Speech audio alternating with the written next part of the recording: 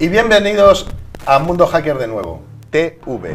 No hay solución para la cura. Si habéis pensado que la íbamos a encontrar, es mentira. Aguantaremos nuestros últimos momentos, nos echaron de la televisión y hemos vuelto porque tenemos 17 espectadores. 5 en Barcelona, 5 en Madrid y 7 en Valencia. El tema que traemos en esta ocasión, que nos parece interesante, es la importancia de la recuperación y almacenamiento de datos ante incidencias críticas de seguridad. Y qué mejor para hablar de ello, traer a un experto como es Pedro Sánchez de Conexión Inversa. Hola, muy buenas, gracias. Agradecerle que esté con nosotros. Colaboradores habituales, como en este caso Carlos Barbero. ¿Qué tal, Antonio? Bien. Y con nosotros Jean-Paul García, como siempre. Del mismísimo Chile. Buenas. Y bueno, me gustaría comenzar. El primer punto es cómo ataques informáticos pueden comprometer la integridad de los datos con los cuales estamos trabajando. Pedro, ¿quieres empezar a introducir el tema? Sí, perfecto. A ver, hay muchas ocasiones que cuando un hacker o un pirata o incluso una persona con acceso al sistema entra a tocar algo de la base de datos, lo más peligroso que puede ocurrir es que el dato no sea el que dice ser. Imaginaros en una banca electrónica que simplemente añadiendo un 0 al final de nuestra cuenta o simplemente quitándolo, la barbaridad que podemos llegar a hacer. Súper interesante, ¿no? Sí, sí. A mí que me pongan un 0. Sumarlo más que quitarlo. Para que, ¿algún otro tipo de ataque contra esa integridad de la información, como dice Pedro? Justamente muchas veces trata de filtrarse pues la entrada de los usuarios, pero lo que muchas veces no se controla es justamente lo que acaba de comentar él, es decir, el contenido ya manipulado de la propia base de datos. Por lo tanto, es un factor muy a tener en cuenta. Carlos. Bueno, aparte de lo que decís vosotros, también lo de siempre, ¿no? Un tema de una buena configuración de base, no tanto los usuarios ni tocar aquí o tocar allá. Tenemos también, esto estamos hablando en bases de datos y los datos que se manejan, pero también pueden ser, si un servidor es comprometido en una granja de servidores, la manipulación de ficheros críticos del servidor, ¿sabes? El cambio de estos, la inclusión de herramientas indetectables como rootkits, ¿no? Correcto.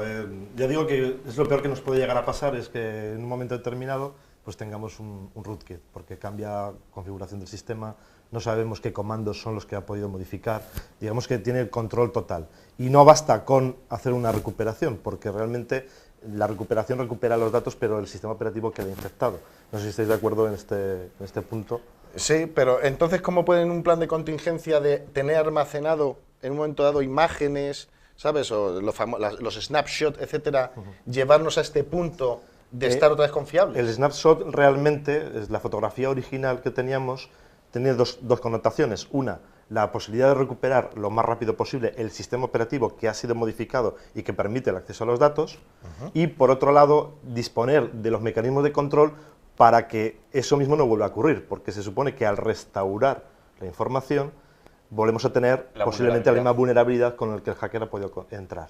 Bien. O sea, de un plan de contingencia añadido. Vale, que es algo que trataremos al final. ¿Qué es el plan de contingencia en sí? Porque tú sí tienes experiencia en haber trabajado en ellos. En equipo de respuesta ante incidentes. Por eso está con nosotros, en Mundo Hacker, aquí en el búnker. ¿Sabes? Bien, y ahora, todo esto de comprometer estos datos y tal no es ajeno al cibercrimen. ¿Qué cosas el cibercrimen puede realizar sobre estos datos? Un ejemplo bastante caliente acaba de ocurrir esta semana pasada, por ejemplo, con la página de mysql.com, que ha sido comprometida.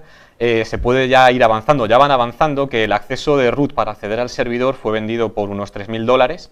Y entonces, ¿qué han hecho? Pues lo que han hecho ha sido infectar la página de mysql.com con un iframe, y ese iframe lo que hacía era redireccionarte a lo que era una página web maliciosa. Ajá. Que lanzaba, bueno, en realidad utilizaba el kit de exploits Black Hole, del que ya hemos hablado en otros programas, y pues lo que hacía es, cada persona que visitaba la página de MySQL, pues se le cargaba esa página maliciosa que comprobaba el user agent y de donde extraía el sistema operativo de la víctima y demás configuración, y le lanzaba exploits sobre todo de Java, de vulnerabilidades de Java. Entonces, ¿qué ocurre? Que la gente que ha estado visitando, sobre todo con Windows, la semana pasada la página de mysql.com, se va a encontrar que tiene sus equipos infectados. O sea, yo puedo ser un aceptado. Si lo has visitado con Windows 7 en Internet Explorer 23, ¿sabes? Totalmente. El secuestro de datos, algo que sí me gustaría tratar es el secuestro de datos. Sí ha habido casos donde, y eran populares hace como un año y medio y tal, que la gente cifraba la información, ¿verdad? Correcto. Y lo que solía hacer normalmente un usuario normal, en algún caso, simplemente contiene información, su información de su equipo. Es tan valiosa como puede ser, por ejemplo, pues la de un director general, incluso una secretaria de dirección, que contiene casi toda la información que tiene el alto staff, ¿no? Suele suceder. Entonces, casi más la secretaria que el propio. más la secretaria. Casi más la secretaria que el propio staff. Así es. Entonces, bueno, existen tipos de compromiso que efectivamente consiguen alterar de tal forma la información que la empaquetan, la cifran y luego a cambio pues te suelen pedir como una especie de estafa.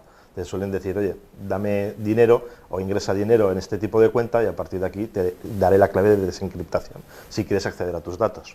Y como este ejemplo de este mismo ataque, pero por ejemplo para usuarios más domésticos, pues tenemos por ejemplo los antivirus falsos, los rogue antivirus. Sí, justamente que lo que hacen exactamente alterado, es como un antivirus que en principio parece ser confiable, la persona se lo descarga de internet y en realidad lo que está haciendo el antivirus lleva como payload pues un malware que le infecta y entonces la única forma de conseguir desinfectar su ordenador es que pague justamente a la cuenta que le va a aparecer continuamente en pop-ups, exactamente para que justamente se le libere ese ordenador. Bien, entonces tenemos la posibilidad del secuestro de datos, como muy bien dice Pedro, sobre todo en entes corporativos o personas de relevancia. ¿Sabes? Este uso malicioso, como yo que descargué un antivirus de estos gratuitos de marca, pero que como era gratis lo instalé. O sea, yo puedo sufrir esa. Y no sé si te ocurre a ti alguna más. Hombre, en principio lo que habéis comentado, sí es cierto que yo he oído casos más del entorno corporativo a nivel de troyano con usuarios finales, es decir, carpetas tipo mis documentos, ficheros PST, que no es tanto corporate, pero que también iba por ese mismo estilo, se cifraban y esa información tenías que pagar para que fuera accesible. Bueno, o sea, no todos son antivirus, claro, sino que también ese tipo de ataques se hace a cliente final, ¿no? A endpoint. Vale, truco, si en la mula ponéis buscar ficheros .pst, os sorprenderéis de las cosas que encontraréis. Bien. Hemos visto que los cibercriminales no son ajenos a esto, pero sí tenemos que ver, es decir, cuáles son los métodos de recuperación de estos datos, ya sea tanto de servidores, como de imágenes, como de desktops finales, etcétera. Si quieres decir, ¿cómo podemos actuar o cómo actúan las corporaciones ante estas incidencias? Ante todo es como en la vida real, no sé si estáis de acuerdo.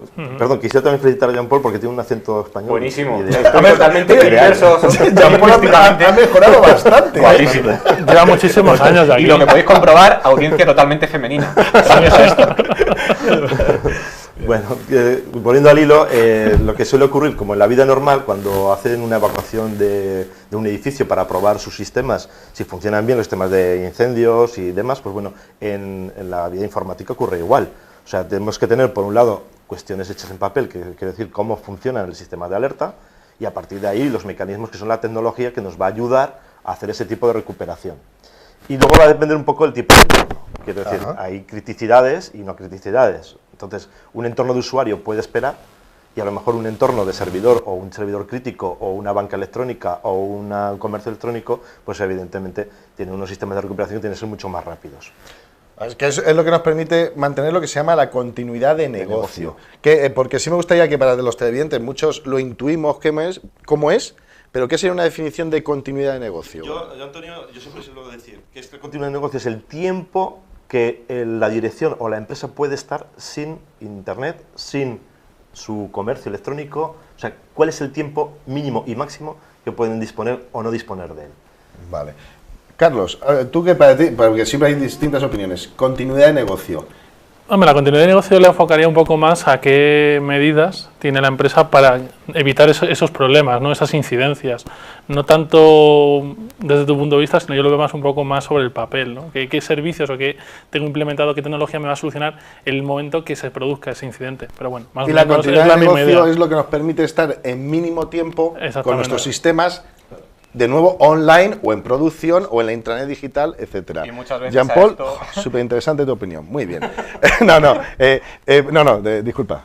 Muchas veces las empresas terminan aprendiendo lo que es la continuidad de negocio a base de golpes, justamente, y terminan estableciendo que de verdad eso es importante sobre todo para su imagen pública, pues a base de haberla perdido previamente, como por ejemplo Sony.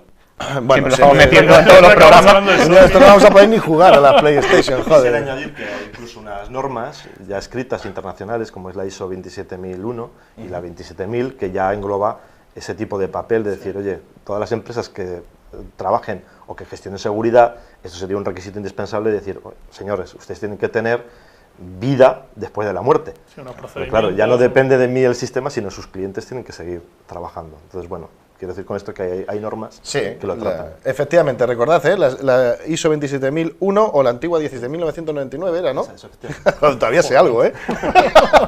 Bien, en un almacenamiento, uno de los puntos es el almacenamiento eficiente y optimizado de la información en los departamentos de IT, ¿sabes? Porque sí podemos tener sistemas que hacen almacenamiento de esta información, pero habrá que buscar eficiencia, ¿no? Es decir, ¿qué es lo que son los ratios de compresión? Es decir, no se hace exactamente idéntico, ¿verdad? Correcto. A cómo es. Yo, por lo que conozco en las empresas en las que he colaborado y he trabajado, yo diría que hay dos grandes sistemas. El tradicional simple, que es el típico, decir, yo tengo un snapshot de todo y todo lo vuelco, y luego, hoy en día, los sistemas más bien distribuidos. Pongo el caso de Google, por ejemplo, Google nunca pierde un correo. ¿Por qué? Porque no lo tiene tampoco en una única ubicación. No es un servidor que si cae el servidor, tengo que recuperar el servidor. Está distribuido por miles de puestos de trabajo. Ya no estamos hablando de una base de datos jerárquica, sino plano en texto. Ajá. Y con un algoritmo inteligente que lo que hace es la búsqueda de esa información en diferentes máquinas. Para mí me parece un concepto muy novedoso de poder recuperar ese tipo de información. Sí, o sea, un almacenamiento eficiente, de tal manera que ante indisponibilidades se retroalimenta de otros, ¿sí?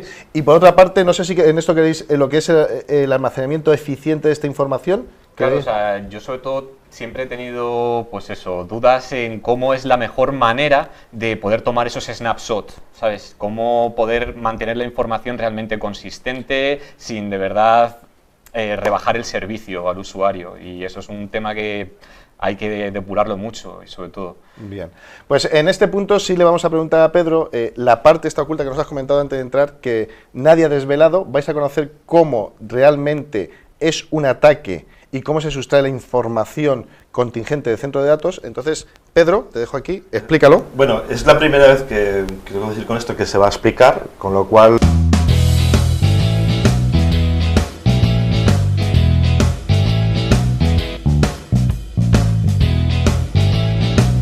Y así es como funciona. Pero esto es increíble. Esto es increíble, tío. O sea, ¿Se puede decir en la tele eso? Sí. Bueno, lo hemos traído para vosotros, en exclusividad. Y retomando el tema, después de esto que nos ha dejado fríos a todos, ¿eh? Yo ahora mismo ya no puedo seguir.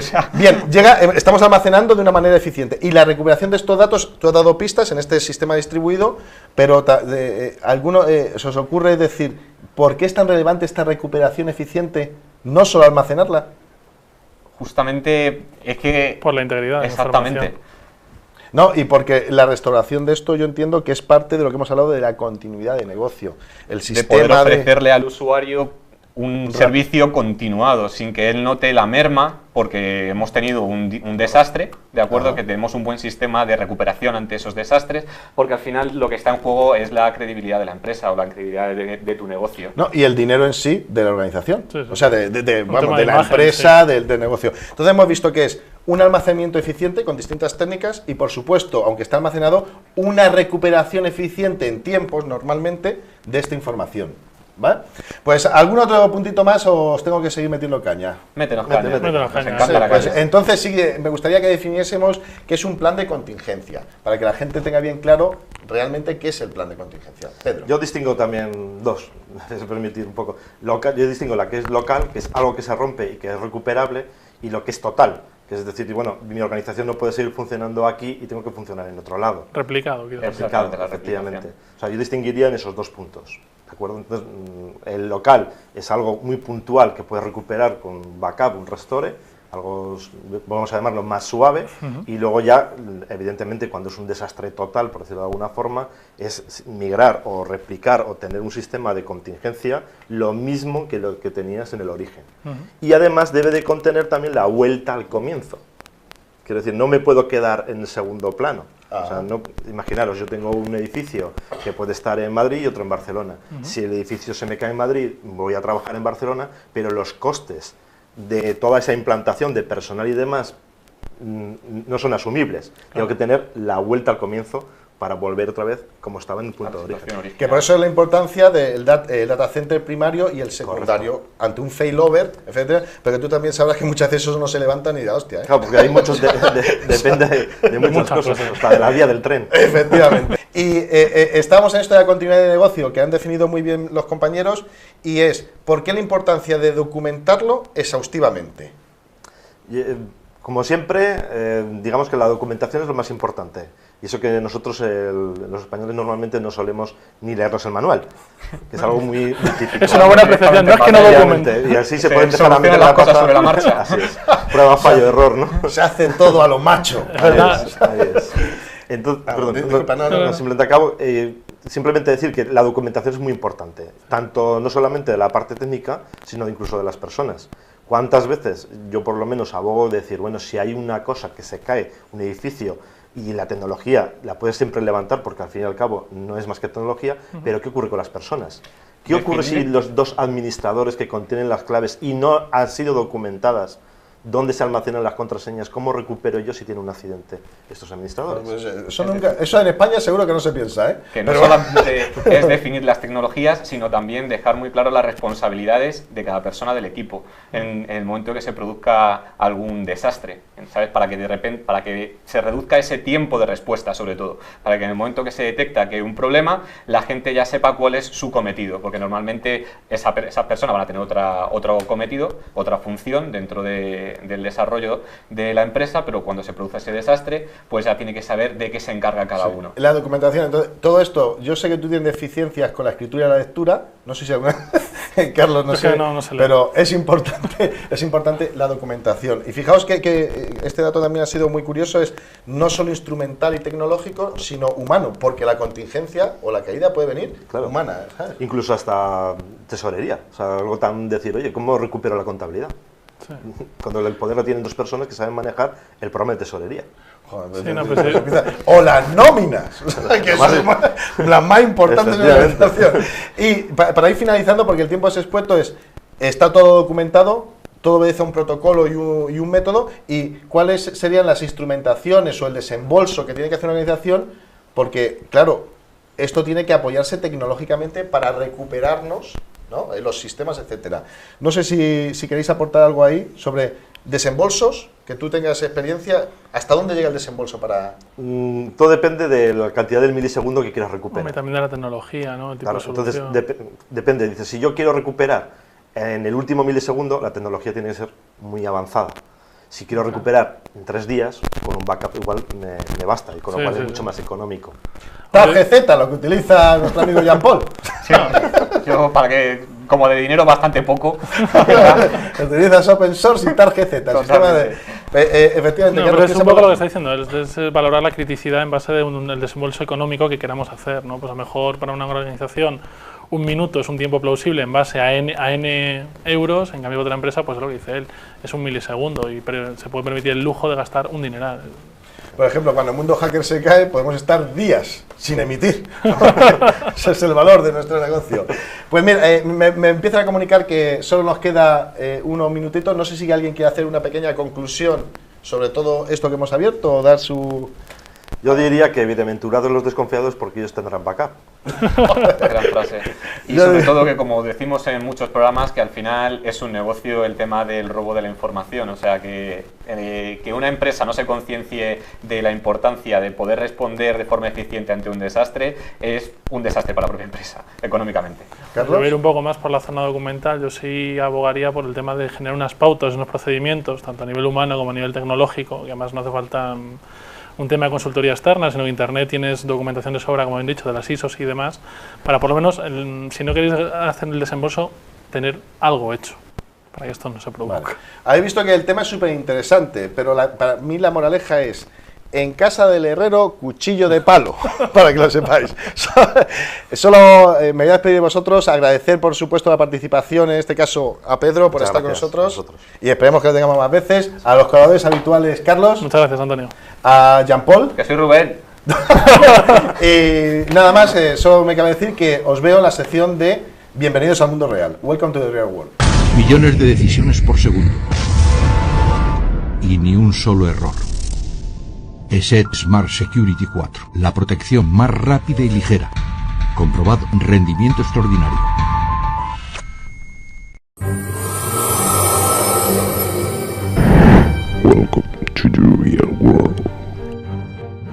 Bueno, Bueno, pues hemos venido a esta parte de Bienvenidos al Mundo Real, de nuevo con nuestro compañero Rubén. Una vez más, ¿qué tal? Y Rubén nos va a traer una serie de prácticas que entendemos que son de interés en esto de la destrucción o recuperación de datos, ¿no? De cómo se podría hacer. Sí. Rubén, ¿qué es lo primero que nos traes? Pues lo que vamos a ver en primer lugar es cómo recuperar, mediante algún tipo de herramienta, ficheros que han sido borrados. Cómo se realiza ese proceso de recuperación, que a mí en realidad me vale, pues como digo, cada semana para salir un rato de la cárcel. Y por lo menos, Vale. que también es muy interesante. Para vosotros espero que también sea interesante la práctica. La práctica la está grabando, ¿no? Sí, está totalmente grabada para verificar ante las administraciones carcelarias que estoy haciendo algo, que no estoy por ahí de fiesta. Bien, pues entonces vamos a recuperar información destruida con alguna de las herramientas que tú utilizas en forensicas, etcétera. Sí, ¿no? una que es bastante interesante se llama Photorec, que permite recuperar ficheros con distintos tipos de extensiones, como puede ser .doc, .txt, imágenes, vídeos, ¿de acuerdo? Y si ese contenido sigue todavía presente en el disco, pues consigue, y por lo menos lo intenta reconstruirlo, aunque esté fragmentado ese contenido, y después intenta devolvernoslo lo más completo posible. Podría si es que se pasar consigue. que algunas cosas estén destruidas y no sea capaz de recuperarlo. Exactamente, que no, ¿no? que no sea capaz, eso también es posible, que al final no lo consiga. Vale, pues veamos. Entonces, aquí, básicamente lo que vamos a hacer es, nosotros tenemos un pendrive, ¿vale? Que Sí. es el que tengo aquí conectado al ordenador, y vemos que en el pendrive pues tengo una serie de documentos PDF, vemos que hay una foto, La de ¿de acuerdo? Anonymous. En realidad sí, mi foto. Ahí es como realmente soy, sí. cuando me quito la máscara. ¿Vale? Vale. Y vemos que solamente hay una foto, ¿de Ajá. acuerdo? Vale, entonces es cuando vamos a poner a correr ahora mismo el programa del Photorec, ¿vale? Lo has Entonces, instalado en tu Linux. sí, tal. y aquí está, Vale. ¿vale? Lo lanzamos Apuntando hacia el dispositivo hacia el que quieres dispositivo. recuperar, ¿no? En la primera pantalla nos va a detectar qué dispositivos hay conectados al ordenador. El primer dispositivo es el SDA, que es el disco duro, Ajá. ¿de acuerdo? Y el segundo dispositivo hace referencia al pendrive, ¿vale? Entonces avanzamos. La siguiente pantalla me dice que tengo que especificar el tipo de la tabla de particiones. Por defecto ya me lo detecta el Photorec. Entonces en esta pantalla básicamente es dejar la opción que te haya detectado Por el defecto. Photorec, ¿de acuerdo? ¿Vale? La siguiente pantalla me dice en qué partición es en donde yo voy a buscar, ¿de acuerdo?, los ficheros borrados, ¿vale? Vale. Tengo la opción de buscar en el disco completo, ¿vale?, o en la parte de FAT32. Sí, Bueno, por o sea, ejemplo, vamos a buscar en el disco y completo. y si fuese un dispositivo con distintas particiones, Pues yo ahí indica la tendría, partición. exactamente, ¿dónde indico? O sea, ¿dónde voy a comenzar a buscar? Vale. Ahí es donde tú lo indicas. Y sobre todo muy importante es en la parte de abajo Sí. de esta pantalla, es donde tenemos la parte de configuración del programa.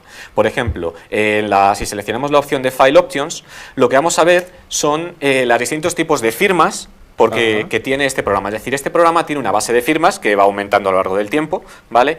Que va a permitir al programa buscar ficheros, ¿de acuerdo? Ahora de explicaremos distintas cómo. extensiones o de distintas. Exactamente, tiene justamente también cómo comienza la cabecera de distintos tipos de ficheros. Vale, Justamente, distintas es decir, anatomías digitales. exactamente, cómo comienza, por ejemplo, un fichero JPG, cómo comienza, por ejemplo, un fichero Cipeado. GIF, un fichero GIF, y ahora justamente aquí vemos todas las extensiones que tiene. Por defecto te vienen todas seleccionadas. Si quieres deseleccionarlas todas, le das a S, ¿vale? Y se te borran todas. Y entonces ya tú tendrías que seleccionar alguna mano. Por Sí, ejemplo, esto tiene sentido porque en dispositivos muy grandes a lo mejor solo te interesa buscar fotos. exacto, por ejemplo, en y nuestro ahorrar caso. tiempo, ¿no? Para que no esté intentando buscar de todo tipo de ficheros, ¿no? En nuestro caso, por ejemplo, vamos a buscar solamente JPGs, ¿vale? Vale. Y es justamente la extensión que vamos a buscar aquí. La extensión 1130, porque veo que esto tiene JPG, sí, tiene muchísimas. Y ya te digo que va aumentando con el tiempo. Es una base de conocimiento que tiene y que este proyecto lo va ampliando, ¿de Muy acuerdo? bien. Lo seleccionamos, ¿vale? Y bueno, volvemos hacia atrás, ¿vale? Otra de las opciones que tiene es justamente la pestaña Options. Ajá. Entramos, ¿vale? Y vemos que tiene aquí distintos modos. Tiene el modo paranoico y vamos a ver qué es esto. El modo paranoico lo que dice es que cuando ya ha recuperado ficheros, los verifica para ver si son consistentes esos ficheros. Y los ficheros que no son consistentes los desecha. ¿Vale? Aquellos que ha podido Recuperar 100%. exactamente, Vale. ¿vale? Y después vemos que tiene fuerza bruta deshabilitada por defecto. Lo de fuerza bruta deshabilitada, si tú lo habilitas, lo que le estás diciendo es que intente mantener ficheros JPG que haya recuperado pero que no estén continua esa información, sino que la haya recuperado en cachitos. Parcialmente, que podríamos tener como una foto partida o ver un trocito solo de la fotografía, ¿no? Que lo mantenga. Vale, sí, es como forzarle, ¿no? Exactamente. Después vemos otra serie de opciones, ¿vale? Allow Partial Last Cylinder te va a determinar cómo él detecta el dispositivo, ¿vale? Esto sobre todo va a afectar a aquellas particiones, o sea, aquellos dispositivos que no estén particionados, ¿vale? Esta opción en realidad para nosotros no va a ser interesante. Después, mantener ficheros corruptos, ¿vale? Que es sobre todo cuando él encuentra también ficheros de cualquier tipo que no los ha sabido recuperar bien, pero que ha recuperado parte del data, ¿vale? Pues que los mantiene para que tú a lo mejor con otras herramientas le puedas intentar recuperar. Sí, o acceder a exactamente, lo que existe, pero ¿no? que no los elimine en el resultado, sino que en el resultado que él nos devuelve, que los mantenga. Entonces, para yo en esa salida, pues por ejemplo, aplicarle otra herramienta. Sí, otra herramienta forénsica o de recuperación de datos o de Exacto. recomposición de datos. El modo experto es justamente, le permite al usuario, si lo pone en la opción de que sí, le va a permitir establecer el tamaño de bloque, que ahora veremos en realidad a lo que nos estamos refiriendo con ese tamaño de bloque, o lo que es lo mismo el tamaño de clúster, ¿vale? Sí, ir afinando más la reconstrucción de ficheros. Exactamente. Y después low memory, esta opción es sobre todo para cuando estás intentando hacer esa recuperación con un fichero que no tiene suficiente memoria o que se suele quedar colgado durante el proceso de reconstrucción, ¿de acuerdo? No es aconsejable, si tienes memoria, pues no es aconsejable, ¿vale? Poner este modo. Entonces le dejamos las opciones por defecto, ¿vale? Entonces le damos a la opción de Search, ¿vale? Y ahí empieza la búsqueda. Ahora ¿no? lo que nos va a decir es el tipo, o sea, el formateo que tiene justamente este dispositivo. En nuestro caso es un FAT, ¿vale? ¿De acuerdo? Entonces le damos a esta, seleccionamos, ¿vale? Y ahora aquí nos va a decir dónde deseamos que nos guarde la salida. Vale. Sí, un Esto sitio es justamente que serán todos estos ficheros recuperados JPG en este caso, ¿no? Exactamente. Aquí lo voy a guardar en una carpeta que se llama a recuperar, ¿vale? Y aquí, cuando yo lo tengo, pulso C, ¿vale? Cuando ya he entrado en el directorio a recuperar, pues pulso C. Y entonces ya va a comenzar el búsqueda, proceso. ¿no? Sí, la reconstrucción. Y ahora aquí es cuando, mientras que lo va haciendo, vemos que aparece el tiempo, ¿vale? Vamos a comentar un poco cómo funciona esto, ¿vale? Cómo trabaja Photorec. Pues, bueno, básicamente el sector, sabemos que es la unidad física mínima de almacenamiento. De información. Pero ¿qué ocurre? Pues que los sistemas operativos no trabajan con sectores, sino que trabajan con bloques de datos o, ese sería en el caso de sistemas como X2, X3, es decir, extendido 2, extendido 3 o extendido 4, pero en sistemas FAT o Windows trabaja con clusters. ¿Qué es un clúster? Pues, o un bloque de datos, es una secuencia de sectores contiguos. ¿De acuerdo? El tamaño del clúster o del bloque de datos, que al final va a ser de verdad la unidad mínima de trabajo que va a manejar el sistema operativo, se establece durante el formateo del sistema de ficheros y depende del tamaño del disco. Efectivamente. El sistema de ficheros lleva ya un tamaño de bloque de datos, que es con lo que de verdad va a trabajar el sistema operativo, ¿de acuerdo? Para leer, escribir, ¿de acuerdo? Va a trabajar con bloques de datos en el caso de sistemas X2, X3 y X4 o de clusters en el sistema NTFS, ¿vale? Entonces, vale, cuando tú borras un fichero, ¿vale? Pues tú lo que estás haciendo es que de la metainformación de ese fichero, lo que estás borrando es justamente esa metainformación, es decir, estás borrando el nombre, estás borrando el tamaño de ese fichero, estás borrando la ubicación del primer clúster, dónde comienza el primer clúster. Sí, que en la tabla FAT siempre se indica dónde comienza la primera unidad de información. Ahí está, y luego ya se va encadenando. Y él ya se va encadenando porque tiene la inteligencia suficiente para recomponer todo. Exactamente. Entonces tú lo que haces cuando borras un fichero, no está, de una forma convencional, no estás borrando el contenido, sino que estás borrando esa metainformación. El direccionamiento donde comienza, ¿no? Exactamente. Por ejemplo, en extendido 3, cuando tú borras un fichero, el nombre del fichero permanece, pero la ubicación del primer bloque desaparece. Entonces, ¿cómo trabaja Photorec realmente? Pues Photorec vemos aquí que hace varias pasadas, ¿vale?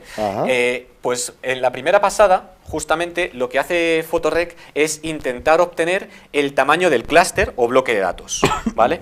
¿Cómo lo intenta obtener? Pues en un sistema extendido 2, extendido 3 o extendido 4, lo intenta obtener pues a través del superbloque, porque esa información está en el superbloque. O, por ejemplo, en un sistema NTFS del Volume Boot Record, ¿vale? O FAT también del Volume Boot Record. Después, eso, si el sistema de ficheros no está corrupto, pues lo intentará leer de ese sitio, pero si no lo consigue, porque está corrupto el sistema de ficheros, pues lo que hace es que se pone a leer sector a sector los 10 primeros ficheros. Y en función del tamaño de esos ficheros, en función de sus ubicaciones, pues consigue Determinar determinar el tamaño de bloque de datos o clúster.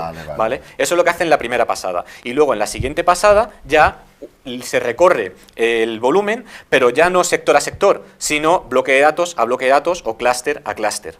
¿Sabes? Ya no se lo recorre tan a bajo nivel, sino ya a bloque de datos, bloque de datos. Sí, a saltos continuos de información que él ya detecta. Exactamente, y por cada clúster o bloque de datos que lee, en esa ya siguiente pasada, lo que hace es que lo contrasta contra su base de datos de firmas que tiene el programa. Vale, que es lo que hemos visto, las opciones para saber Exactamente. cuáles son JPG, Y cuáles son si, por doc, ejemplo, etcétera. encuentra un bloque o clúster que comienza de la misma forma que comienza un JPG, pues ya sabe que es un JPG y entonces empieza a partir de ese momento empieza a recuperar el fichero, pero ya poniéndole extensión de JPG. De tal manera que nosotros tendremos después el JPG reconstruido. ¿Qué puede ocurrir? Pues que, bueno, los sistemas operativos tratan de almacenar la información lo más consecutiva posible, en clúster lo más consecutivos posible, pero eso no siempre se consigue, ¿de acuerdo? Por eso es la fragmentación de los discos, ¿vale? Entonces, pues si al final la información de los datos pues se ha podido almacenar de forma consecutiva, pues se recupera perfectamente el fichero. Pero en cambio, si está muy fragmentado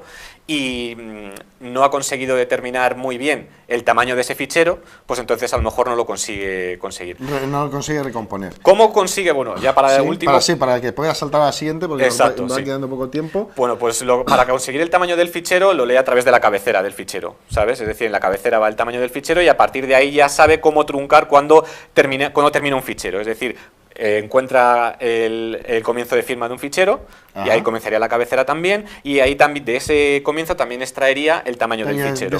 Y entonces ya sabe cuándo parar en ese fichero, ¿de acuerdo? Bueno, pues aquí al final dice que ha salvado, ya ha terminado de buscar. Ya lo ha recuperado, perfecto. Sí, me la ha almacenado en esta carpeta. Y veamos, accedemos a la carpeta, solo para ver qué es lo que ha recuperado. De acuerdo. Es en la carpeta a recuperar, esta que tengo aquí. ¿Vale? En los resultados guardando en esa carpetita. Y ahora vemos justamente que esta foto no estaba presente, por ejemplo, en el USB. Vale. ¿De acuerdo? Esto ha sido una manera, herramienta de recuperar información que ha podido ser destruida o que sabíamos que podría estar ahí o que alguien ha querido ocultar. Y ahora la siguiente práctica es cómo se destruye información de una manera segura, o sea, irrecuperable. Porque a mí, por ejemplo, si yo tengo un disco que se lo quiero dejar a alguien, pues yo puedo tener contenido que quiero eliminar, pero de forma segura, para que esa persona no utilice ese tipo de herramientas. Para recuperar, por ejemplo, esa foto. Porque esa foto puede haber sido una foto comprometida. Sí, de las que tú sueles utilizar cuando tú estás en la cárcel. Totalmente. Vale. En las que hago mis negocios. Vale, pues mostremos, nos va quedando poco tiempo, pero quiero que vean esta herramienta. Esta es SRED. SRED. Se llama, ¿vale? SRED, ¿no? SRED, vale, sí. Perfecto. Esta herramienta lo que me va a permitir es, por un lado, modificar, sobreescribir el contenido de un fichero y también eliminarlo. Importante, sobreescribir el contenido digital de él, ¿no? Acota el fichero y empieza a sobreescribir basura en algunas pasadas, en otros casos ceros, todo a ceros, ¿no? Sí. A ver, mira, por ejemplo, en este caso en el escritorio, sí, tengo un ficherito, que es el fichero.txt, si lo leemos, ¿vale? Vale. Y lo vas a poner para que podamos ir viendo cómo va sobreescribiendo. Vale, su contenido es, esto es una prueba. Esto es una prueba, ¿vale? Y ahora vamos a destruirlo totalmente, ¿no? Exactamente. Bueno, en primer lugar, vamos a, por ejemplo, lo que sería lo más básico de SRED, que es simplemente pasarle el argumento del fichero, ¿vale? Y esto lo que va a hacer es sobreescribirme el fichero, no me lo va a eliminar, ¿de acuerdo? Pero ya le mete valores basura, ¿de acuerdo? Y según un tipo randomize, ¿no? Exactamente. Aleatorio, ¿no? Por ejemplo, ahora le hemos llamado simplemente con fichero, y si queremos ver qué le ha metido, ¿vale? Pues ahora lo leemos. Fichero txt, y vemos que le ha empezado a meter pues bastante basura, ¿vale? Lo ha sobrescrito. Ya no es esto es una prueba, sino que ha metido justamente toda esta basura. Vale, y quiero que me muestre la prueba esta donde vamos metiendo paulativamente, sobreescribiendo datos, que me mostrabas antes, y cómo al final destruye, cuando ya ha sobrescrito, desconecta los apuntadores a este fichero, ¿no? Por ejemplo, podemos empezar a llamar los distintos parámetros que tiene. Pues para que nosotros, en última instancia, se elimine completamente el fichero, se le pasa el parámetro -u.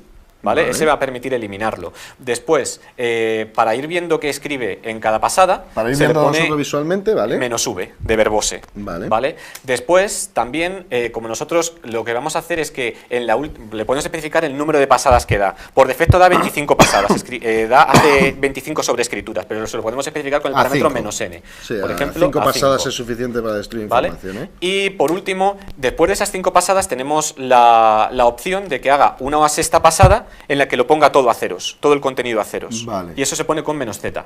Perfecto. ¿Vale? Y al final el nombre del argumento. fichero que queramos destruir. Exacto. ¿Esto sería aplicable también a directorios, etcétera? Sí. ¿Lo haría igual? Sí. Sí, vale, venga, a ver. Y aquí vamos viendo, en la primera pasada, ¿qué ha hecho? Random ha utilizado un argumento de que el patrón de texto es aleatorio. En cada, Ha empezado ¿sabes? a escribir basura Puede ser, aleatoria, exacto. ¿no? En Después, la segunda pasada en la segunda es el 0, el patrón. ha empezado a llenarlo todo de ceros. Exactamente, en la tercera aleatorio, la cuarta F, la quinta aleatorio, y la sexta, como veíamos que nos añadía una última, por el parámetro -z, es a ceros. A ceros de nuevo. Después, lo que habíamos puesto también es el parámetro -u para que me elimine el fichero, es decir, que ya no existe. Si vemos el escritorio, ya no existe el fichero.txt, lo ha eliminado. ¿De acuerdo? Eso es lo que vemos en las últimas, justamente en el rename. Y después es cuando lo deshabilita también su conexión en el sistema, en la tabla de FAT, índices, en la tabla sí. de índices. Y ya no existe ese fichero, ya no existe, y por mucho que le apliquemos cualquier otro tipo de herramienta de recuperación, ya no está su contenido, ni siquiera la existencia de ese fichero. Vale, o sea, ha sido destruido de una forma segura totalmente, ¿no? Pues, ¿qué cabe? Vamos, primero me parece muy interesante, y esta segunda herramienta, para la destrucción y cómo podrían llegar a destruirnos información de manera irrecuperable, y como siempre, darte las gracias por estar con nosotros y traer cosas de interés. Y a mí por sacarme de la cárcel. Gracias. Y a vosotros tan solo deciros que nos vemos después del informe Dimitri. Millones de decisiones por segundo. Y ni un solo error. ESET Smart Security 4. La protección más rápida y ligera. Comprobado rendimiento extraordinario.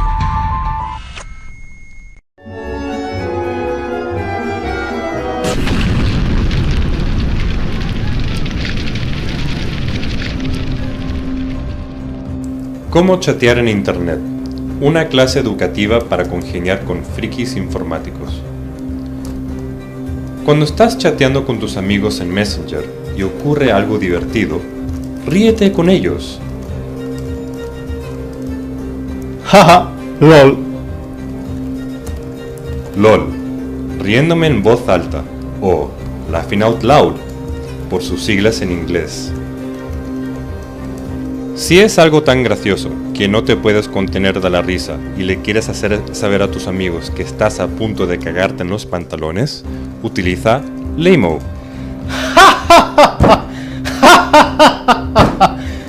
Laymo. Laymo, me parto el culo de la risa, o laughing my ass off. Siempre parecen esas personas que se quieren lucir, pero en realidad no tienen puta idea. Pero en vez de insultarles, sé cortés, llámeles noob. Me quieren hackear. No. Noob, novato, el paleto informático, proviene de newbie. Porque siempre parecen esos capullos que saben que eres informático y te preguntan, oye, ¿me puedes arreglar el Outlook? RTFM. RTFM. Léete el puto manual. Read the fucking manual, dude. Cuando has hackeado el servidor de tu exnovia para grabar las sesiones guarras webcam que hace con su nuevo novio y luego postearlo en Pornotube, se lo hace saber a todo el mundo con la palabra pwn de I pwn you.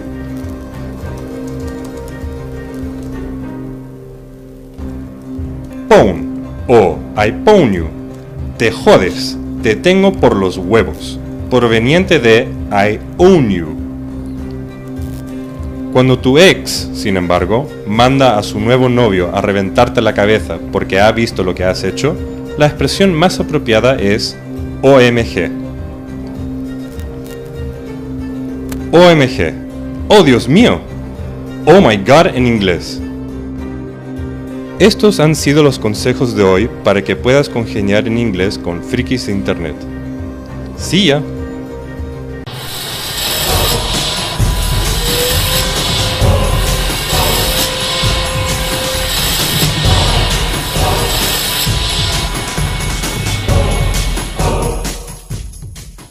Bien, estamos en la sección de fábrica. Hemos traído un fabricante con productos que pienso se ajustan al tema que hemos hablado. Está con nosotros Javier Martínez, director técnico de NetApp, en este caso, que también escribe en el blog de Jamarmu. Es un blog que os invito a consultar porque trata temas de almacenamiento de una manera técnica, como director técnico, y que puede aportaros bastante. La primera pregunta que me gustaría desarrollar es cómo NetApp y vosotros tratáis todo esto que es la protección ante contingencias. Bien, pues tenemos dos niveles. Normalmente hablamos de un primer nivel de recuperación, cuando pues, un ataque o un problema con los datos es más leve, que es lo que se resuelve con lo que llamamos típicamente el backup, las copias de seguridad. ¿Vale? Y ahí, bueno, ahora hablamos un poquito más, pero realmente pues, ha habido una evolución en cómo se hacen esas copias de seguridad. Luego el siguiente nivel sería la protección ante desastres. Ya estamos hablando de un ente, pues, de un problema mayor, ¿no? Bien un corte de alimentación en el CPD, un tema tipo terremoto, sí, desastres naturales, o un ataque informático, digamos, ya de un nivel grande, masivo, que pues hace que tengamos que pasar el servicio en otro centro, en otra ciudad o en otro continente incluso. Es decir, gradualmente tenéis soluciones, entiendo, para situaciones intermedias, podemos decir, y las otras que son las grandes soluciones ante cosas muy críticas y contenciosas, ¿no? Y efectivamente, ya desastres muy grandes. Entonces, hablando del tema de las copias de seguridad, pues bueno, la evolución que hemos visto en los últimos años es que hace un tiempo, pues lo que se pensaba como copia de seguridad, casi todo el mundo lo que hacía era una copia a cinta, es decir, cogía los datos, los leía una vez y los copiaba a una cinta, ¿no? Bueno, en CD-ROM, en entornos más pequeños y demás. Y eso es el típico backup, pues con robots de cinta, con software de backup y demás. Y el problema que estamos viendo es que con el volumen de información que hay a día de hoy, en la mayoría de las empresas, o en cualquier empresa que genere información pues de forma más o menos grande, pues ese tipo de copias de seguridad ya no es viable. Se vuelve ineficiente. Ineficiente, efectivamente. Estamos haciendo copias de seguridad pues 12, 18, 24, 28 horas al día. De hecho, muchas veces pasamos de hacer más de 24 horas. O sea, estamos más de un día haciendo una copia de seguridad. Y después tienes un montón de cintas que corresponden al día de la semana cada una. Efectivamente, efectivamente. Entonces, lo que se plantea ahora en los modelos un poco más evolucionados y apoyándose en los sistemas de almacenamiento como los que hacemos nosotros en NetApp, pues es utilizar snapshot. Es decir, que la cabina, el sistema de almacenamiento, sea capaz de tener varias copias lógicas de la información. De forma que tenemos nuestros datos que están dando servicio, que están funcionando, y luego hay un histórico de copias de seguridad que están en la misma cabina. De forma que ante un problema lógico, si la información, por ejemplo, alguien pues, consigue acceder a la base de datos y borrar información, pues yo directamente disponibles en la cabina tengo pues, las últimas 10 horas, hora tras hora, de copias de seguridad. ¿Y eso cómo es?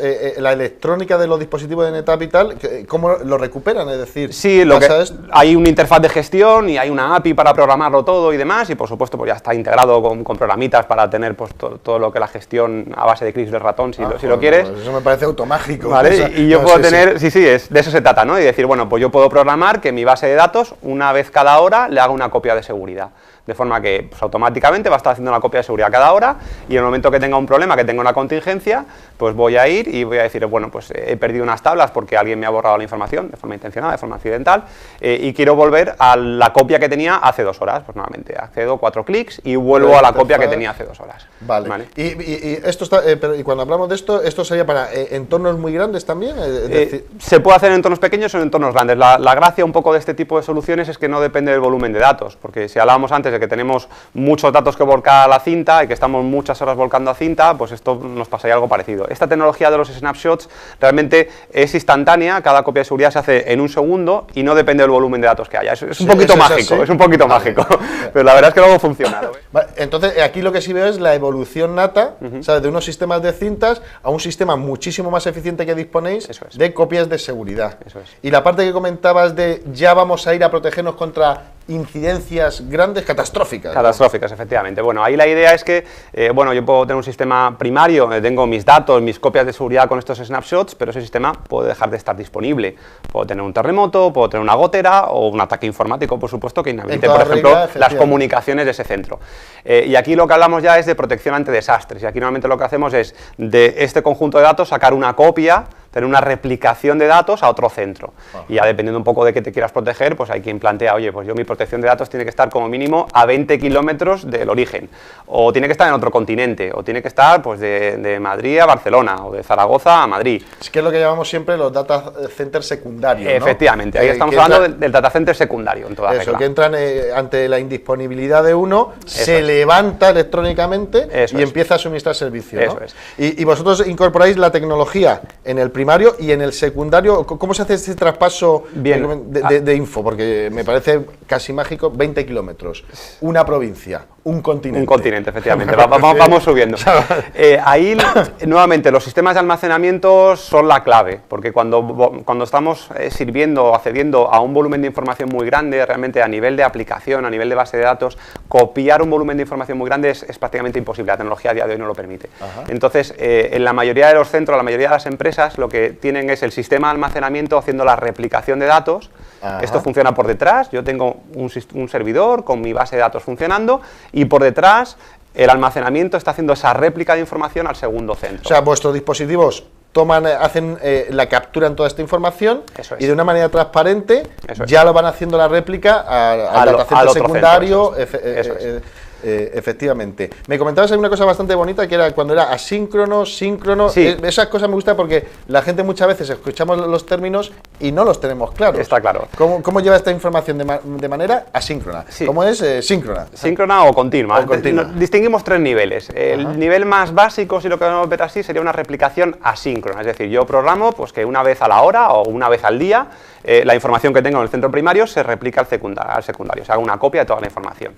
Y eso, pues bueno, estoy asumiendo una pérdida de datos, porque si yo replico una vez al día y tengo una contingencia, replico a las 12 de la noche y tengo una contingencia a las 4 de la tarde, pues todo el trabajo se ha perdido ese intervalo horario. Se ha perdido, no lo tengo copiado, ¿vale? Y ahí normalmente cuando hacemos réplicas asíncronas, pues solemos tener frecuencias de hasta media hora, más o menos, ¿vale? O sea, cada media hora se produce traspaso. Se podría llegar a hacer hasta media hora, cada 2 horas, cada 4 horas, una vez al día. Y hay entornos donde, pues yo por ejemplo, si estoy escaneando facturas, que realmente pierda las facturas escaneadas en las últimas 4 horas, pues no es una contingencia demasiado grande, sobre todo porque las puedo volver a escanear.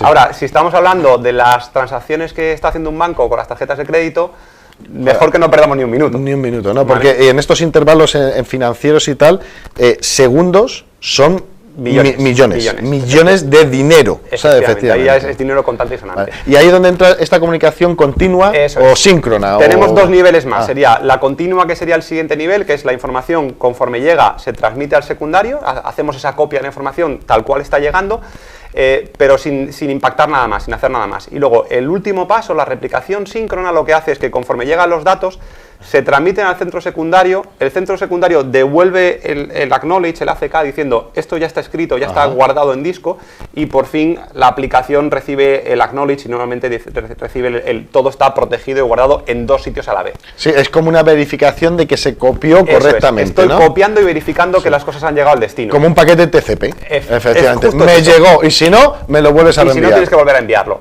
Y esto lo que pasa es que pues tiene un problema, y es que estamos incorporando la latencia de las comunicaciones al servicio que estoy dando. Si yo cada transacción tengo que mandarla a Barcelona y esperar a que Barcelona me diga el OK, pues estaré tardando pues unos cuantos milisegundos más. Si la mando a Nueva York, estaré tardando del orden de segundos.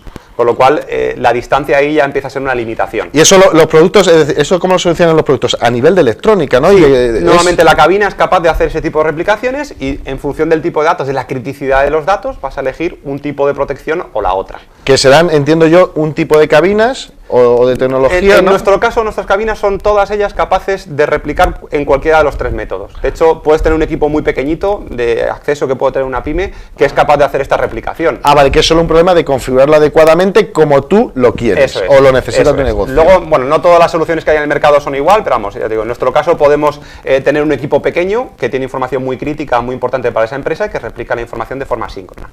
Luego hay un detalle ahí con el tema de las replicaciones, y es que cuando yo replico la información de forma síncrona, realmente puedo no tener la mejor solución, porque tú a priori dices, bueno, pues si todos los datos llegan al destino, los verifico, pues esto es muy bueno. ¿Qué pasa si lo que estoy replicando es un ataque de un virus? Claro, sí, te lo estás llevando a otro sitio. Automáticamente el virus ha infectado los dos centros. Sí, ¿vale? esa es buena, sí. Entonces, normalmente lo que se hace ahí, en ese tipo de soluciones, es hacer coexistir las copias con snapshots con la replicación. Es decir, que tengo la última replicación, porque estoy copiando bit a bit al destino, y además tengo snapshots, copias de seguridad, tanto en el origen como en el destino. Sí, efectivamente, cómo era la situación, hacía 10 horas o un día, etcétera, en los snapshots. De forma que yo tengo la última imagen de los datos y luego, pues, n copias de seguridad, que en caso de necesidad, pues puedo decir, oye, pues entró un virus, no me vale la última información que tengo en el almacenamiento, pero me vale la de hace una hora. Efectivamente, Y, o retrocedamos hasta las 12 del el sistema de mediodía. almacenamiento te puede volver y decir, bueno, aquí tienes la imagen de los datos de hace una hora.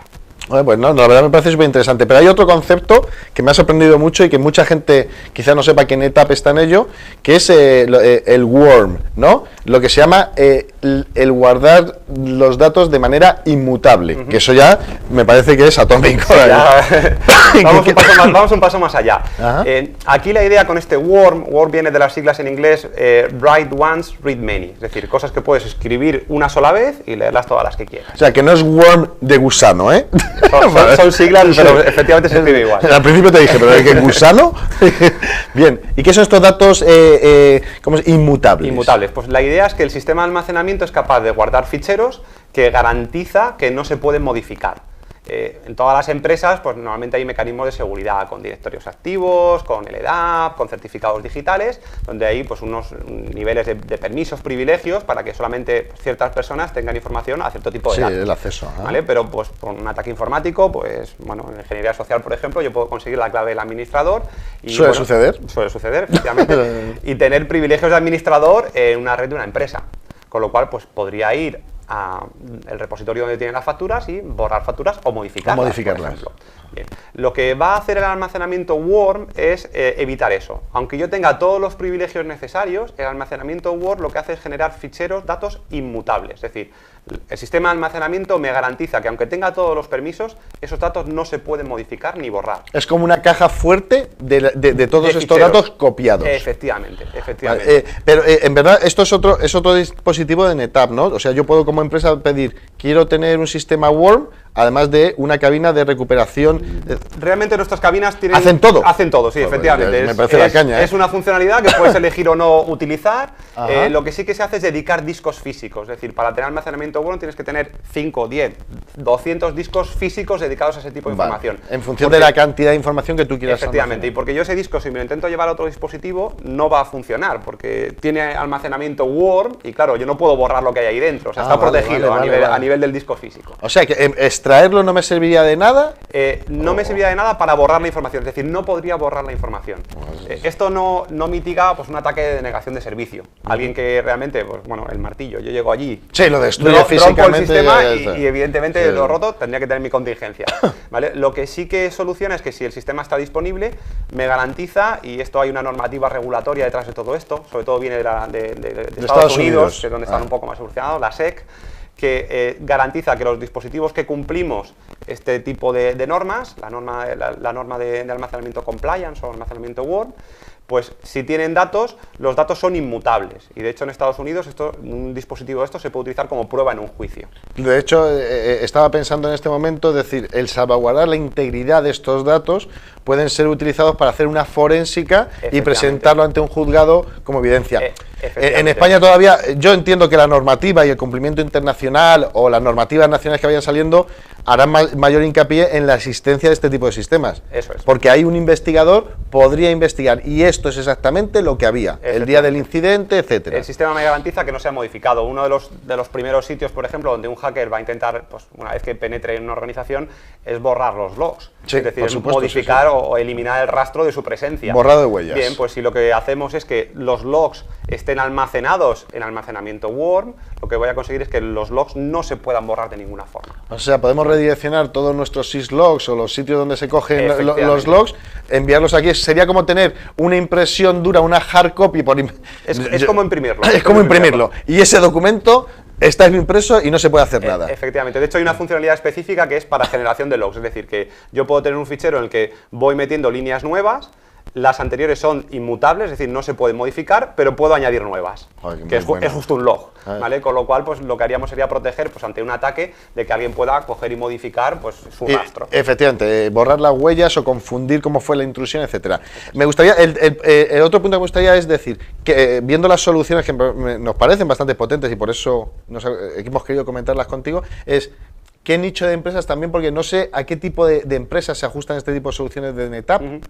Pues la verdad es que prácticamente a todas. Hombre, evidentemente una pyme pues hay de diferentes topologías, ¿no? Pero bueno, puede ser una empresa con 5 empleados que tenga unas necesidades de informática, pues digamos, mediano o altas, ¿vale? Porque al final, bueno, hay que tener una inversión mínima, pero realmente si para la empresa la información es importante, pues un sistema de almacenamiento tipo empresarial como los que fabricamos en NetApp, pues es imprescindible prácticamente. Porque entiendo que las soluciones serán escalables, ¿no? Sí, lo más pequeño que te puedes comprar son 6 discos, es un sistema de almacenamiento, es una cosita así, que tiene 6 discos, y a partir de ahí se puede crecer hasta más de 1000. O sea que bueno, escala muchísimo y escala a cualquier empresa de las que tengamos en España y fuera. Y la idea es que, bueno, pues hay muchos mecanismos de protección. Aquí hemos hablado más de la protección lógica, ¿no? De las copias de seguridad. Sí. Luego, evidentemente, esto se protege siempre. Para los fabricantes de almacenamiento, la obsesión es proteger los datos.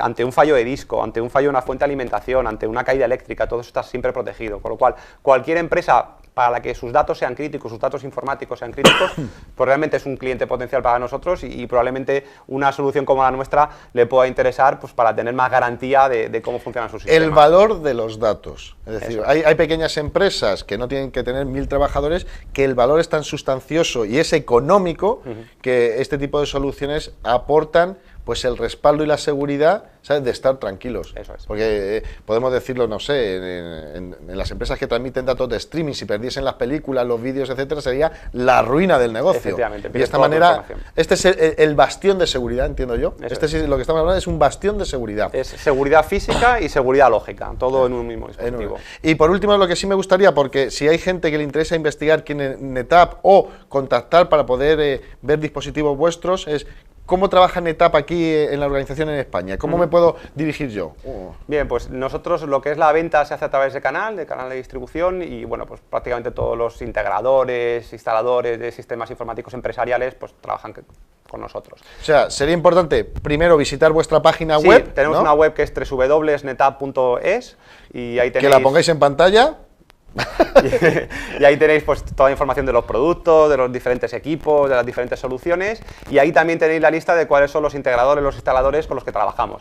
Por supuesto, nosotros siempre estamos detrás. NetApp España pues una empresa que lleva 10 años y hay un grupo de profesionales que nos dedicamos solamente al mundo del almacenamiento y trabajamos muy estrechamente con todo este canal de distribución. Vale, entonces, que quede claro, podemos visitar la página web de ellos y ahí aparecen los partners de valor con los que vosotros trabajáis, entiendo, y algo importante que es, hay un apoyo del fabricante a estos integradores o suministradores de la solución a la empresa, al cliente final, ¿no?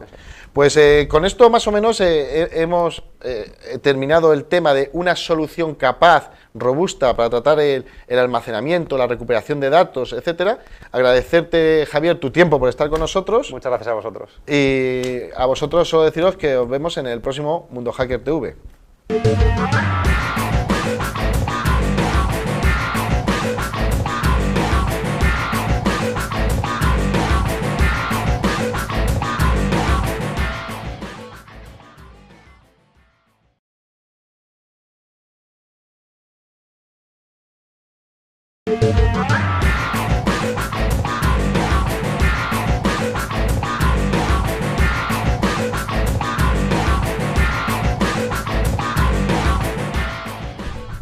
Y bienvenidos a Mundo Hacker de nuevo, TV. No hay solución para la cura. Si habéis pensado que la íbamos a encontrar, es mentira.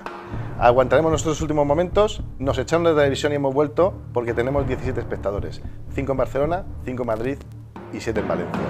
El tema que traemos en esta ocasión, que nos parece interesante, es la importancia de la recuperación y almacenamiento de datos ante incidencias críticas de seguridad. Y qué mejor para hablar de ello, traer a un experto como es Pedro Sánchez de Conexión Inversa. Hola, muy buenas, gracias. Agradecerle que esté con nosotros. Colaboradores habituales, como en este caso Carlos Barbero. ¿Qué tal, Antonio? Bien. Y con nosotros Jean-Paul García, como siempre. De mismísimo Chile. Buenas. Y bueno, me gustaría comenzar el primer punto, es cómo ataques informáticos pueden comprometer la integridad de los datos con los cuales estamos trabajando. Pedro, ¿quieres empezar a introducir el tema? Sí, perfecto. A ver, hay muchas ocasiones que cuando un hacker o un pirata o incluso una persona con acceso al sistema entra a tocar algo de la base de datos, lo más peligroso que puede ocurrir es que el dato no sea el que dice ser. Imaginaros en una banca electrónica que simplemente añadiendo un 0 al final de nuestra cuenta o simplemente quitándolo, la barbaridad que podemos llegar a hacer. Súper interesante, ¿no? Sí, sí. A mí que me pongan un 0. Sumarlo más que quitarlo. Para que, ¿algún otro tipo de ataque contra esa integridad de la información, como dice Pedro? Justamente muchas veces trata de filtrarse pues la entrada de los usuarios, pero lo que muchas veces no se controla es justamente lo que acaba de comentar él, es decir, el contenido ya manipulado de la propia base de datos. Por lo tanto, es un factor muy a tener en cuenta. ¿Carlos? Bueno, aparte de lo que decís vosotros, también lo de siempre, ¿no? Un tema de una buena configuración de base, no tanto los usuarios ni tocar aquí o tocar allá. Tenemos también, esto estamos hablando en bases de datos y los datos que se manejan, pero también pueden ser, si un servidor es comprometido en una granja de servidores, la manipulación de ficheros críticos del servidor, ¿sabes? El cambio de estos, la inclusión de herramientas indetectables como rootkits, ¿no? Correcto. Ya digo que es lo peor que nos puede llegar a pasar, es que en un momento determinado pues tengamos un rootkit, porque cambia configuración del sistema, no sabemos qué comandos son los que ha podido modificar, digamos que tiene el control total. Y no basta con hacer una recuperación, porque realmente la recuperación recupera los datos, pero el sistema operativo queda infectado. No sé si estáis de acuerdo en este punto. Sí, pero entonces, ¿cómo pueden un plan de contingencia de tener almacenado en un momento dado imágenes, ¿sabes? O los snapshots, etcétera, llevarnos a este punto de estar otra vez confiables? El snapshot realmente, es la fotografía original que teníamos, tenía dos connotaciones. Una, la posibilidad de recuperar lo más rápido posible el sistema operativo que ha sido modificado y que permite el acceso a los datos. Y por otro lado, disponer de los mecanismos de control para que eso mismo no vuelva a ocurrir, porque se supone que al restaurar la información volvemos a tener posiblemente la misma vulnerabilidad con el que el hacker ha podido entrar. Bien. O sea, de un plan de contingencia añadido. Vale, que es algo que trataremos al final. Su información de su equipo. Es tan valiosa como puede ser, por ejemplo, pues la de un director general, incluso una secretaria de dirección, que contiene casi toda la información que tiene el alto staff, ¿no? Suele suceder. Entonces, Casi más la secretaria que el propio. más la secretaria. Casi más la secretaria que el propio staff. Así es. Entonces, bueno, existen tipos de compromiso que efectivamente consiguen alterar de tal forma la información que la empaquetan, la cifran y luego a cambio pues te suelen pedir como una especie de estafa. Te suelen decir, oye, dame dinero o ingresa dinero en este tipo de cuenta y a partir de aquí te daré la clave de desencriptación si quieres acceder a tus datos. Y como este ejemplo de este mismo ataque, pero por ejemplo para usuarios más domésticos, pues tenemos por ejemplo los antivirus falsos, los rogue antivirus. Sí, justamente que lo que hace exactamente alterado, es como un antivirus que en principio parece ser confiable, la persona se lo descarga de internet y en realidad lo que está haciendo el antivirus lleva como payload pues un malware que le infecta y entonces la única forma de conseguir desinfectar su ordenador es que pague justamente a la cuenta que le va a aparecer continuamente en pop-ups, exactamente para que justamente se le libere ese ordenador. Bien, entonces tenemos la posibilidad del secuestro de datos, como muy bien dice Pedro, sobre todo en entes corporativos o personas de relevancia, ¿sabes? Este uso malicioso, como yo que descargué un antivirus de estos gratuitos de marca, pero que como era gratis lo instalé, o sea, yo puedo sufrir esa, y no sé si te ocurre a ti alguna más. Hombre, en principio lo que habéis comentado, sí es cierto que yo he oído casos más del entorno corporativo a nivel de troyano con usuarios finales, es decir, carpetas tipo mis documentos, hay ficheros PST que no es tanto corporate, pero que también iba por ese mismo estilo, se cifraban y esa información tenías que pagar para que fuera accesible. Bueno, o sea, ¿qué es el plan de contingencia en sí? Porque tú sí tienes experiencia en haber trabajado en ellos. En equipo de respuesta ante incidentes. Por eso está con nosotros, en Mundo Hacker, aquí en el búnker, ¿sabes? Bien, y ahora, todo esto de comprometer estos datos y tal no es ajeno al cibercrimen. ¿Qué cosas el cibercrimen puede realizar sobre estos datos? Un ejemplo bastante caliente acaba de ocurrir esta semana pasada, por ejemplo, con la página de mysql.com, que ha sido comprometida. Se puede ya ir avanzando, ya van avanzando, que el acceso de root para acceder al servidor fue vendido por unos $3.000. Y entonces, ¿qué han hecho? Pues lo que han hecho ha sido infectar la página de mysql.com con un iframe y ese iframe lo que hacía era redireccionarte a lo que era una página web maliciosa que lanzaba, bueno, en realidad utilizaba el kit de exploits Black Hole, del que ya hemos hablado en otros programas, y pues lo que hacía es cada persona que visitaba la página de MySQL, pues se le cargaba esa página maliciosa que comprobaba el user agent y de donde extraía el sistema operativo de la víctima y demás configuración, y le lanzaba exploits sobre todo de Java, de vulnerabilidades de Java. Entonces, ¿qué ocurre? Que la gente que ha estado visitando, sobre todo con Windows, la semana pasada la página de mysql.com, se va a encontrar que tiene sus equipos infectados. O sea, yo puedo ser un aceptado. Si la has visitado con Windows 7 en Internet Explorer 23, ¿sabes? Totalmente. El secuestro de datos. Algo que sí me gustaría tratar es el secuestro de datos. Sí ha habido casos donde, y eran populares hace como un año y medio y tal, que la gente cifraba la información, ¿verdad? Correcto. Y Lo que solía hacer normalmente un usuario normal, en algún caso, simplemente contiene... No todos son antivirus, Claro. sino que también ese tipo de ataques se hace a cliente final, ¿no? a endpoint. Vale, truco, si en la mula ponéis buscar ficheros.pst, os sorprenderéis de las cosas que encontraréis. Bien. Hemos visto que los cibercriminales no son ajenos a esto, pero sí tenemos que ver, es decir, cuáles son los métodos de recuperación de estos datos, ya sea tanto de servidores, como de imágenes, como de desktops finales, etcétera. Si quieres decir, ¿cómo podemos actuar o cómo actúan las corporaciones ante estas incidencias? Ante todo es como en la vida real. No sé si estáis de acuerdo. Perdón, quisiera también felicitar a Jean Paul porque tiene un acento español. Buenísimo. Ideal. Totalmente diverso. Ha mejorado bastante. Guapísimo. Lleva muchísimos años de aquí. Y lo que podéis comprobar, audiencia totalmente femenina. Bueno, volviendo al hilo, lo que suele ocurrir, como en la vida normal, cuando hacen una evacuación de un edificio para probar sus sistemas, si funcionan bien los sistemas de incendios y demás, pues bueno, en la vida informática ocurre igual.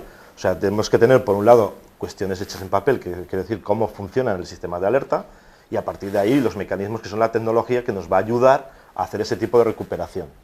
Y luego va a depender un poco del tipo de entorno. Quiero decir, hay criticidades y no criticidades. Entonces, un entorno de usuario puede esperar, y a lo mejor un entorno de servidor o un servidor crítico o una banca electrónica o un comercio electrónico, pues evidentemente tiene unos sistemas de recuperación que tienen que ser mucho más rápidos. Es que es lo que nos permite mantener lo que se llama la continuidad de negocio. Porque sí me gustaría que para los televidentes muchos lo intuimos cómo es, pero ¿qué sería una definición de continuidad de negocio? Yo Antonio, yo siempre suelo decir que esta continuidad de negocio es el tiempo